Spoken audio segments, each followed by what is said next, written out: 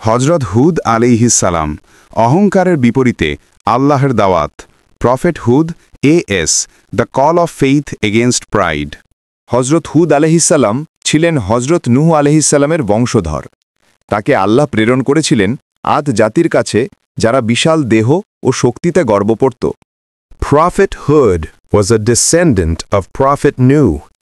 Allah sent him to the people of Ad, a nation proud of their strength and power.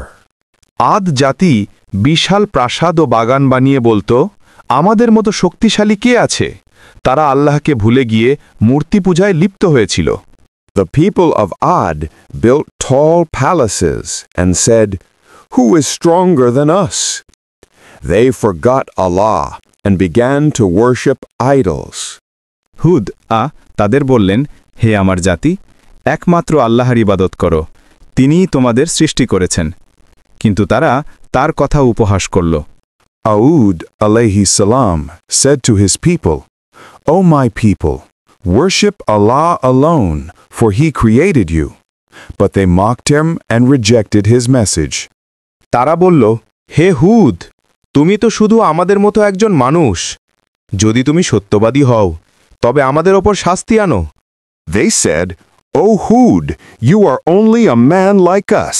If you are truthful, bring the punishment you threaten us with."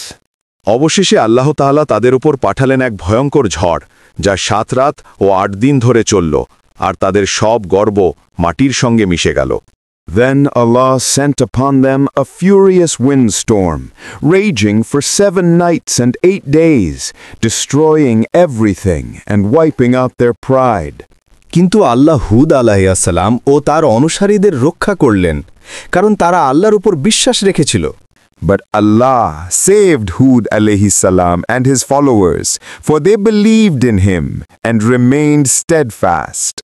হজরত হুদ আয়ের জীবনের শিক্ষা হল, অহংকার মানুষকে ধ্বংস করে, কিন্তু ঈমান ও বিনয় মানুষকে রক্ষা করে। The story of Prophet Hud alayhi salam teaches us that pride destroys, but faith and humility bring salvation.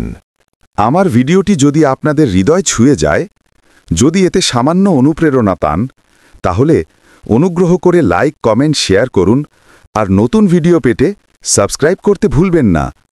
আল্লাহ আমাদের সবাইকে সত্যের পথে চলার তৌফিক দিন। If this video touched your heart and inspired you even a little, please don't forget to like, comment, and share it. And make sure to subscribe for more inspiring Islamic stories. May Allah guide us all to the path of truth.